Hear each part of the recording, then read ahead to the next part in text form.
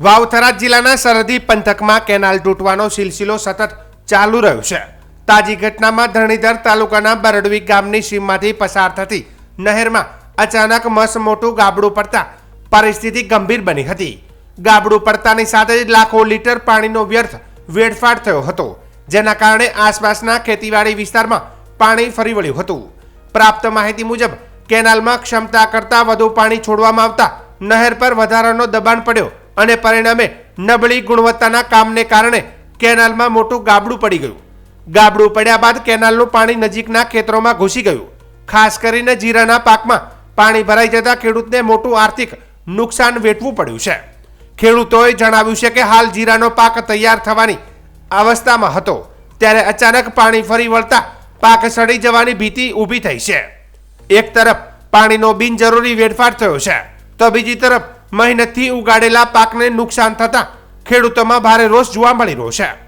આ ઘટના સાથે ફરી એક વખત કોન્ટ્રાક્ટર અને સંબંધિત અધિકારીઓની બેદરકારી સામે આવી છે। સ્થાનિકોનું કહેવું છે કે કેનાલના બાંધકામ દરમિયાન ગુણવત્તા જાળવવામાં આવી નથી અને સમયસર નિરીક્ષણ પણ કરવામાં આવતું નથી। વારંવાર કેનાલ તૂટવાની ઘટનાઓ થતાં જવાબદાર અધિકારીઓ કોઈ પગલાં લેતા નથી, જેના પરિણામે ખેડૂતોને વારંવાર નુકસાન સહન કરવું પડે છે। ખેડૂતો દ્વારા માંગ કરવામાં આવી છે કે જવાબદાર કોન્ટ્રાક્ટર અને અધિકારીઓ સામે તાત્કાલિક કાર્યવાહી કરવામાં આવે તેમજ થયેલા નુકસાનનું વળતર આપવામાં આવે। જો સમયસર યોગ્ય પગલાં લેવામાં નહીં આવે તો આવનારા દિવસોમાં ખેડૂત આંદોલનનો માર્ગ અપનાવશે તેવી શક્યતા પણ નકારી શકાતી નથી।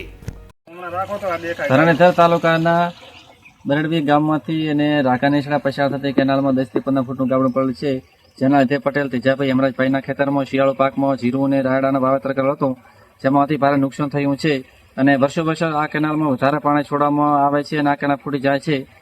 તો તેજાભાઈને એમનું જે પાક નિષ્ફળ થયું છે એમને એમનું વળતર મળી રહે અને આ કેનાલનું તાત્કાલિક સમારકામ થાય, જેનાથી આગળના ખેડૂતોને પાણી મળી રહે।